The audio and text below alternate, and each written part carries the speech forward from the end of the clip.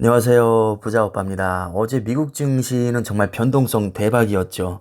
프리장에서 오르다가 밤 9시 반에 미국 소비자 물가지수가 발표되자마자 폭락을 하더니 다시 정규장이 개장하자마자 상승 반전에 성공을 합니다.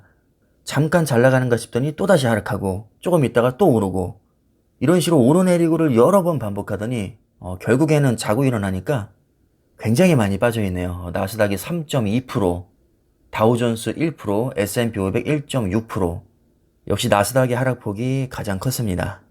놀랍게도 애플이 무려 5.2%나 폭락을 했고요. 애플이 웬만해서는 이렇게 많이 안 빠지는데 정말 많이 빠졌습니다. 그 다음에 마이크로소프트 3.3%, 엔비디아 5.5%, 테슬라 8.2% 폭락했습니다. 아마존도 3.2% 빠졌고 메타, 옛날 페이스북이죠. 4.5% 꽤나 큰 폭으로 하락을 했습니다. 한눈에 봐도 대형 빅테크와 반도체 섹터가 가장 많이 빠졌죠. 악재가 너무 많아서 뭐 때문에 빠졌다 이렇게 단정 짓기는 어렵지만, 왜냐면 이게 갖다 붙이기 나름이거든요. 하지만 대다수의 언론에서는 아무래도 어제 발표했던 미국 소비자 물가지수의 원인이 있다고 생각을 하는 것 같습니다. 아무래도 어제 일어난 이슈니까 설명하기에 딱 좋긴 하죠. 하지만 이거 하나 때문에 빠졌을까요? 그렇진 않을 겁니다.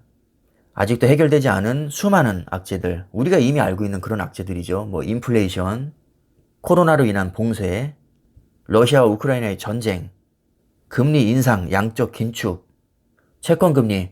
이제는 뭐 제가 언급하는 것도 지겨울 정도로 아마 모르시는 분들이 없을 겁니다.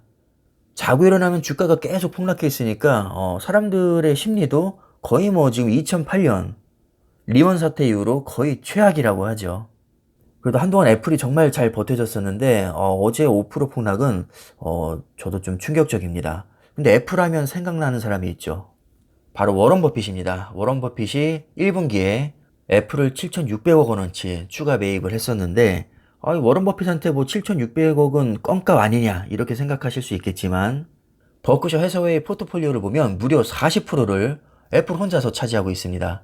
201조 8천억, 굉장히 많이 보유하고 있죠. 단순 계산해봐도 5% 빠졌으면 10조 이상의 손실이 난 겁니다. 하루아침에 10조. 이건 버핏에게도 굉장히 큰 돈입니다. 근데 얼마 전에 버핏이 추가 매수하고 나서 다시 주가가 상승했었는데, 그때 뭐라고 했냐면 불행히도 그 주식이 다시 상승했고 그래서 나는 매입을 중단했다. 그렇지 않았더라면, 그러니까 주가가 더 빠졌더라면 애플 주식을 얼마나 더 많이 샀을지 누가 알겠느냐. 그러니까 주가가 빠졌으면 더 많이 샀을지도 몰랐단 얘기죠. 일반 개인 같았으면 타이밍 잘못 잡았네, 좀 더 기다렸다 살걸, 거봐라 뭘 했냐, 저점 아직 멀었다고 했지, 아직 불확실성 해소된 거 없고 투자 심리는 꽁꽁 얼어있고 앞으로 10년간 불황이 찾아올 거다, 이제 시작이다, 뭐 이런 말들이 지금 많이 나오고 있는데, 버핏은 애플을 추가 매수하고 나서 주식이 다시 상승했을 때 야 역시 난 천재야 이렇게 잘난 체 하지 않고 불행히도 주식이 다시 상승했다고 하고 있습니다. 오히려 안타까워하는 마음이 더 크죠.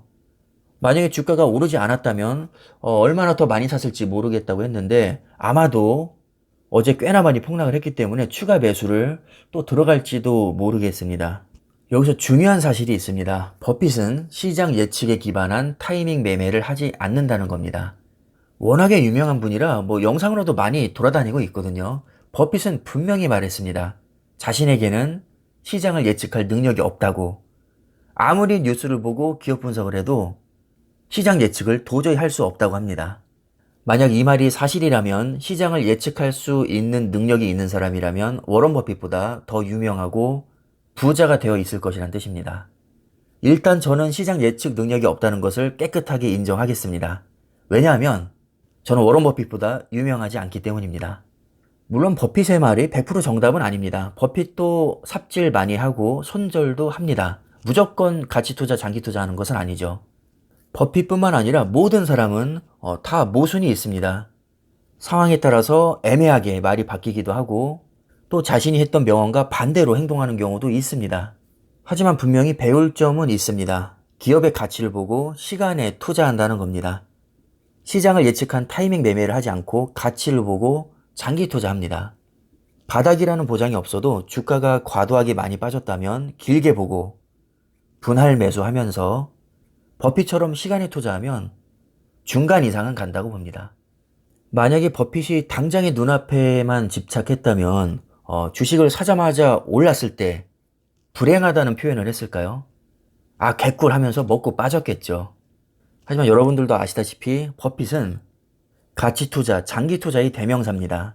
당장의 작은 이익보다는 미래 훨씬 더 큰 이익을 보고 투자하는 사람입니다. 뭐 고민할 필요가 있을까요? 이미 세계적으로 검증된 분이니까 우리가 어느 정도 보고 배울 필요는 있다고 봅니다.